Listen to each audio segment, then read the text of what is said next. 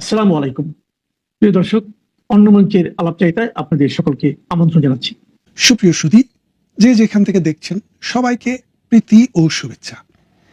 আজকে যে বিষয়টি নিয়ে কথা বলবো সেটি হচ্ছে বিএনপির অ্যাক্টিং চেয়ারম্যান অথবা ভাইস চেয়ারম্যান জনাব তারেক জিয়া, যিনি লন্ডন প্রবাসী, তিনি একটি সাক্ষাৎকার দিয়েছেন জীবনে প্রথম বিবিসি বাংলাকে। তাও অনলাইন সাক্ষাৎকার, সরাসরি ফেস টু ফেস বসে নয়, অনলাইনে। কাদির কল্লোল এবং আরও একজন সাংবাদিক, দুইজন বাঙালি সাংবাদিক তাকে প্রশ্ন করেছেন, তিনি জবাব দিয়েছেন। তার প্রথম পর্বটি আজকে প্রকাশিত হয়েছে, দেখেছি, হয়তোবা গতকাল প্রকাশিত হয়েছে, আমি আজকে দেখেছি। তারপর দ্বিতীয় আরেকটি পর্ব আগামীকাল বা তারপরে প্রকাশিত হবে। তো যেহেতু বাংলাদেশের রাজনীতিতে তারেক রহমান একটি প্রাসঙ্গিক বিষয় এবং বাংলাদেশের রাজনীতিতে ইনফ্লুয়েন্সিয়াল পার্সন এবং বড় একটি রাজনৈতিক দলের প্রধান, তিনি ডিফ্যাক্টো প্রধান, তিনি একটি বক্তৃতা দিচ্ছেন। প্রথম গত 17 বছরে প্রথম কোনো আন্তর্জাতিক গণমাধ্যমকে একটি সাক্ষাৎকার দিচ্ছেন। সেটি অবশ্যই বাংলাদেশের নাগরিক হিসেবে, রাজনৈতিক কর্মী হিসেবে আমাদের মধ্যে একটি উৎসাহ উদ্দীপনার সৃষ্টি করে। আমরা সেটা আগ্রহ নিয়ে শুনি, কিন্তু শোনার পর আমাদের যে প্রতিক্রিয়া সেটা বড়ই মর্মান্তিক এবং হতাশাব্যঞ্জক। তাকে অনেক প্রশ্ন করেছেন সাংবাদিকরা, সেই সব প্রশ্নের উত্তর বাংলাদেশের প্রধানমন্ত্রী হবেন, বড় মন্ত্রী হবেন, বাংলাদেশের রাষ্ট্রপতি হবেন অথবা বাংলাদেশ চালাবেন, সেই রকম কোনো মানুষের যে বক্তৃতা হওয়া দরকার, সেরকম বক্তৃতা আমার কাছে অন্তত মনে হয়নি। আপনাদের অনেকের কাছে মনে হতেই পারে। তিনি তার দলকে রিপ্রেজেন্ট করেন, তার দলের অবস্থান থেকে তিনি তার কথা বলেছেন, কিন্তু সাংবাদিকদের প্রশ্নের বাইরে যেই প্রশ্নটি সাংবাদিকরা করেনি, সেই রকম একটি বিষয় নিয়ে আমি আপনাদের দৃষ্টি আকর্ষণ করতে চাই। তিনি 1 নম্বরে বলেছেন যে খালেদা জিয়াকে যখন গ্রেপ্তার করা হয়, তিনি তখন সুস্থ মানুষ ছিলেন আর একটা অসুস্থ মানুষ হয়ে ফিরে এসেছেন, অর্থাৎ তাকে শারীরিক এবং মানসিক নির্যাতন করা হয়েছে বলে তারেক রহমান সাহেব তার বক্তৃতায় বলেছেন। অথচ আপনারা জানেন, আমরা জানি যে খালেদা জিয়া হচ্ছে পুরা পৃথিবীতে একমাত্র রাজনৈতিক নেতা যিনি কনভিক্টেড হওয়ার পরে জেলে গিয়েছেন, সেখানেও তার সাথে তার ব্যক্তিগত সহযোগী ছিল। এটা কি আমার মুখের কথা, নাকি বাংলাদেশের সব মানুষ জানে? ফাতেমা নামক একটি মেয়ে বেগম খালেদা জিয়ার পার্সোনাল কেয়ারের দায়িত্বে ছিলেন। ডে টু ডে বেসিসে খালেদা জিয়ার যেসব দরকার হয়, এই মেয়েটি সেই সহযোগিতাটি খালেদা জিয়াকে দিয়ে থাকেন। সেই ফাতেমা কিন্তু খালেদা জিয়ার সাথে 2 বছর খালেদা জিয়া কারাগারের অভ্যন্তরে ছিলেন, এই 2 বছরে ফাতেমাও কিন্তু কারাগারেই ছিলেন। তারপর খালেদা জিয়ার অসুস্থতার কথা, করোনা ভাইরাসের কথা চিন্তা করে খালেদা জিয়াকে তার নিজের বাড়িতে, গুলশানে যে বাড়ি, সেই বাড়িতে থাকার জন্য পারমিশন দিয়েছে এবং পরবর্তীতে তাকে তার সাজার মেয়াদটি স্থগিত করেছে। কে করেছেন? জননেত্রী প্রধানমন্ত্রী শেখ হাসিনা। অর্থাৎ আইনের ভিত্তিতে খালেদা জিয়ার বিরুদ্ধে যে মামলাটি হয়েছিল, জিয়া অরফানেজ ট্রাস্ট মামলা, সেই মামলাটি বাংলাদেশ আওয়ামী লীগ করেনি। সেই মামলাটি করেছিলেন মঈনুদ্দিন ফখরুদ্দিনের সরকার, বিগত তত্ত্বাবধায়ক সরকার।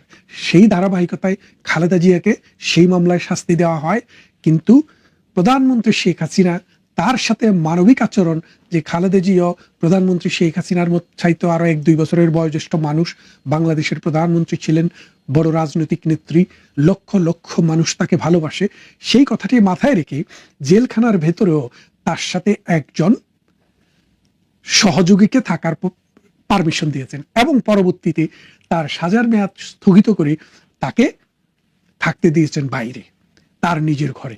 তারপর দ্বিতীয় যে বিষয়টি তিনি বলেছেন যে মইনুল রোডের বাড়ি, একটা জিনিস মনে করেন যে মইনুল রোডের বাড়িটি হচ্ছে বাংলাদেশ সেনানিবাসের ভেতরে এবং জিয়াউর রহমান বাংলাদেশ সেনাবাহিনীর অংশ হিসেবে সেই বাড়িটিতে থাকতেন।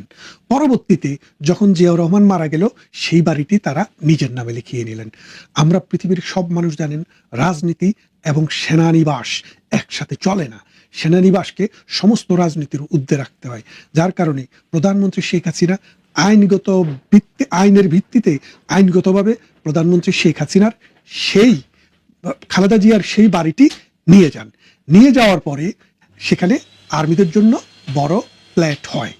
1 দ্বিতীয় আরেকটি বিষয় হচ্ছে যে প্রধানমন্ত্রী শেখ হাসিনার বিরুদ্ধে আরেকটি কথা বলেছেন যে তারেক রহমানের ভাই আরাফাত রহমান কোকো তিনি মারা গেছেন। তিনি বলতে চান তাকে হয়তো হত্যা করা হয়েছে। তিনি, আপনারা জানেন যে আরাফাত রহমান কোকো, তার বিরুদ্ধে মামলা, দুদকে যে মামলাটি ছিল সেই মামলাটি বিগত সরকার করেছিল এবং পরবর্তীতে ওই সরকারের অধীনেই আমেরিকা থেকে FBI এর লোক এসে সাক্ষী দিয়ে গেছে, সিঙ্গাপুর থেকে 20 কোটি টাকা বাংলাদেশে ফেরত এসছে। তার ফলে তার শাস্তি হয়েছে। শাস্তি হওয়ার পরে দুর্ভাগ্যজনকভাবে তিনি হার্ট অ্যাটাক করে মারা যান। মারা যাওয়ার পরে ঘটনা তো আর আপনারা জানেন, যিনি মারা গেছেন তার বিরুদ্ধে কোনো অভিযোগ নেই, কথা নেই। মৃত মানুষ সবসময় যে কোনো বিতর্কে উঠতে। এখন তিনি বলছেন যে তিনি তার প্রতিশোধ হিসেবে তার মায়ের প্রতিশোধ, তার ভাইয়ের প্রতিশোধ, তার বাড়ির প্রতিশোধ নেবেন। তার মানে তিনি বাংলাদেশের নির্বাচনের আগে ডিসেম্বর মাসে তিনি আসছেন, তিনি এসে নির্বাচনের জন্য সামনের দিকে যাবেন, আর নির্বাচিত হলে এই বিষয়গুলার প্রতিশোধ তিনি নেবেন।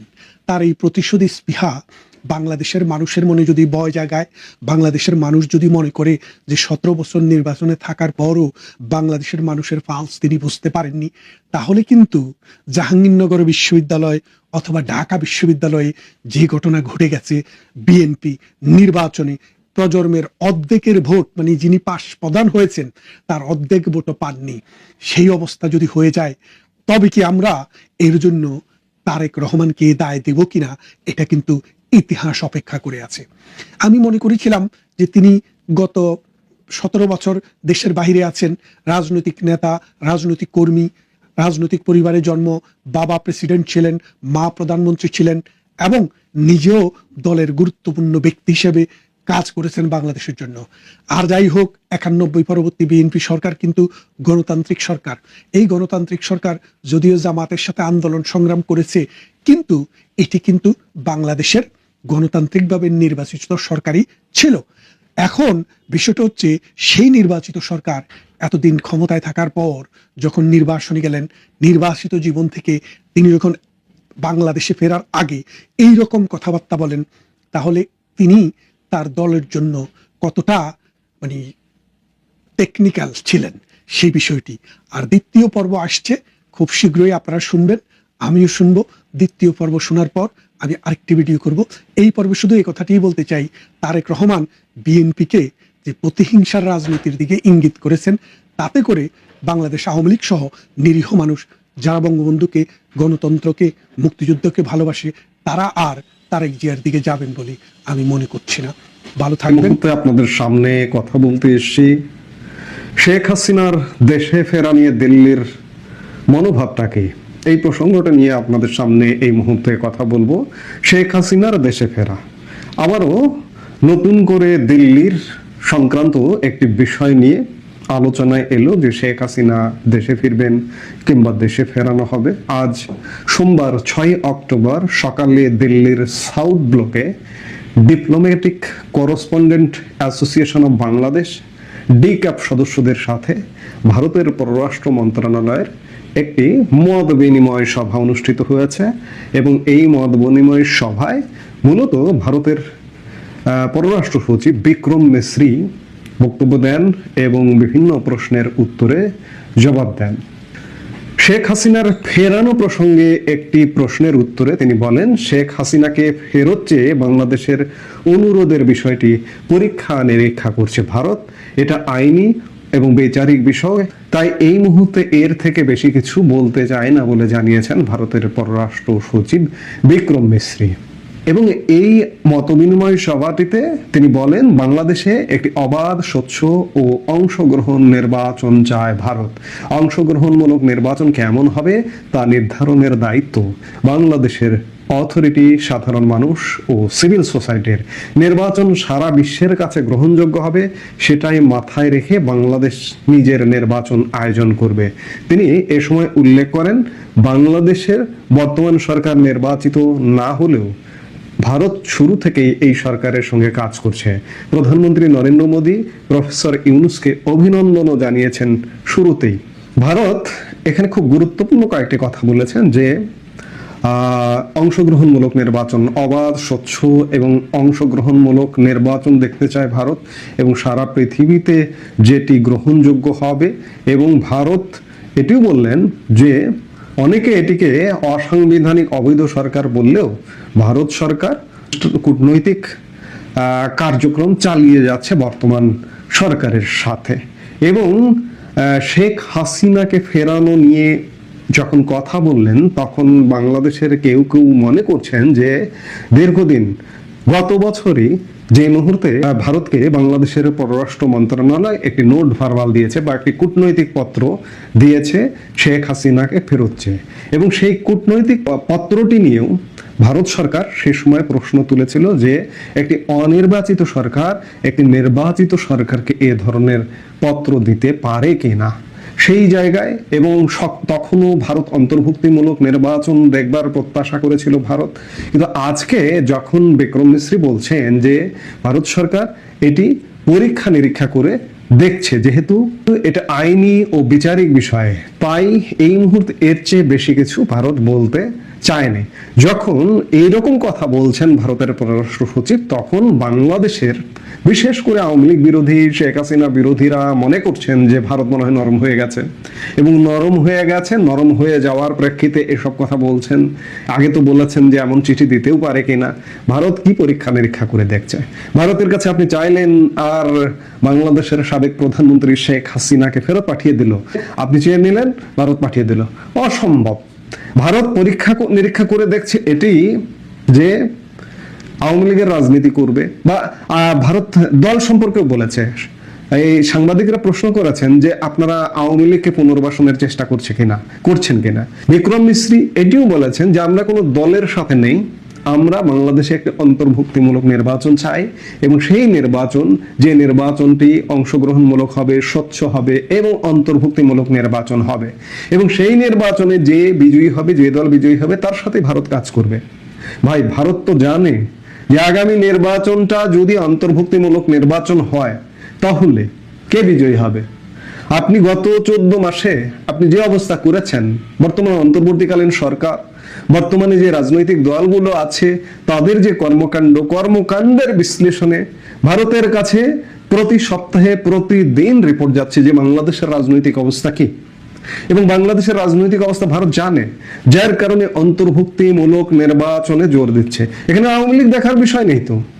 আওয়ামী লীগ যদি বাংলাদেশের একটি রাজনৈতিক দল হয়ে থাকে, তাহলে আওয়ামী লীগ অংশগ্রহণ করবে, এবং যে বিজয়ী হবে, যদি নির্বাচনটা নিরপেক্ষ, অবাধ এবং সুষ্ঠু এবং অন্তর্ভুক্তিমূলক নির্বাচন হয়, তাহলে তো সেখানে যার জয়ী হওয়ার কথা সেই তো জয়ী হবে।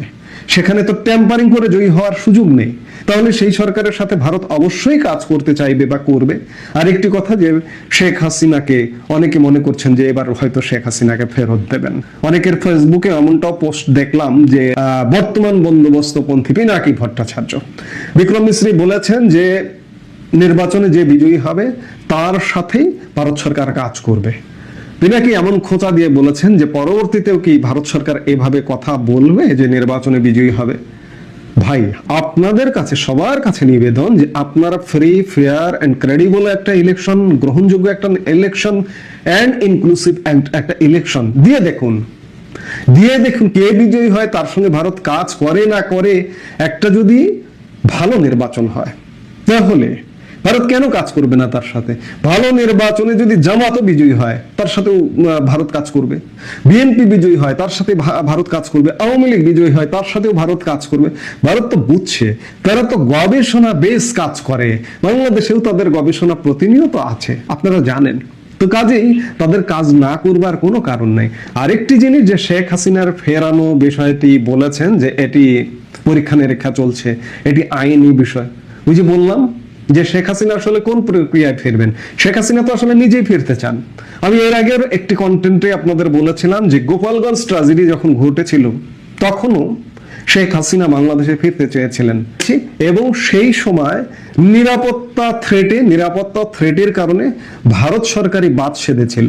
এবং আজকেও যদি বাংলাদেশকে নিরাপদ মনে না করে ভারত সরকার, যে শেখ হাসিনা বাংলাদেশে ফিরবেন, আইনকে ফেস করবেন, আইন তার যে পথে চলার কথা সে পথে চলবে, এমন পরিস্থিতি যদি না হয় তাহলে শেখ হাসিনা আসবেন না, কিংবা শেখ হাসিনার নিরাপত্তা নিশ্চিত না হলে ভারত সরকারও তাকে পাঠাবেন না।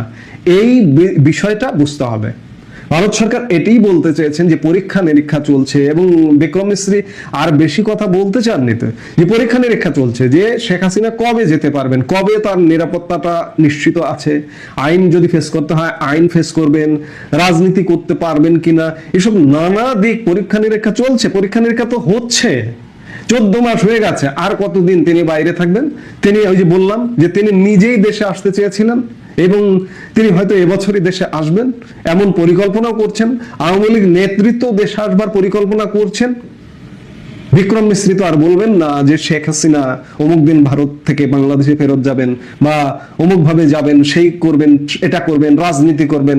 বিক্রম মিশ্রি তো আর রাজনৈতিক মুখপাত্র নন, তিনি ভারতের পররাষ্ট্র সচিব। পররাষ্ট্র সচিব হিসেবে সাংবাদিকদের প্রশ্নের প্রেক্ষিতে তিনি যতটুকু বলার ততটুকুই বলবেন, এর বেশি তো বলবেন না। পরীক্ষা নিরীক্ষা আওয়ামী লীগের তরফ থেকেও চলছে, যে আওয়ামী লীগও কিভাবে ফিরবে, কোন প্রক্রিয়ায় ফিরবে, আইন ফেস করবে, রাজনীতি করবে, আগামী নির্বাচন করবে, এই সব পরীক্ষা নিরীক্ষা তো চলছে। সেটি খুব সংক্ষেপে বিক্রম মিশ্রি বলেছেন যে পরীক্ষায় যদি পাশ হয় তাহলেই শেখ হাসিনা ফিরবেন, তার আগে শেখ হাসিনা ফিরবেন না। এবং এটি মনে করবার কোনো কারণ নেই যে আপনি একটা সাজানো গোছানো নির্বাচন করে, নিজে নিজে নির্বাচন করে, নিজে নিজে পাতানো নির্বাচন করে ক্ষমতায় গেলেন, আর সেই সরকারের সাথে ভারত কাজ করবে, এটি ভাববারও কোনো কারণ নেই। কাজেই অবাধ, নিরপেক্ষ এবং সুষ্ঠু এবং একটা অন্তর্ভুক্তিমূলক নির্বাচন হতে হবে বাংলাদেশে, তাহলেই শেখ হাসিনা দেশে ফিরবেন, রাজনীতি স্বাভাবিক গতিতে ফিরবে, ভারত বাংলাদেশের সাথে স্বাভাবিক পররাষ্ট্র অ্যাটিটিউডে কাজ করবে। স্বাভাবিক পররাষ্ট্র অ্যাটিটিউড তো 14 মাসে ফিরে আসেনি।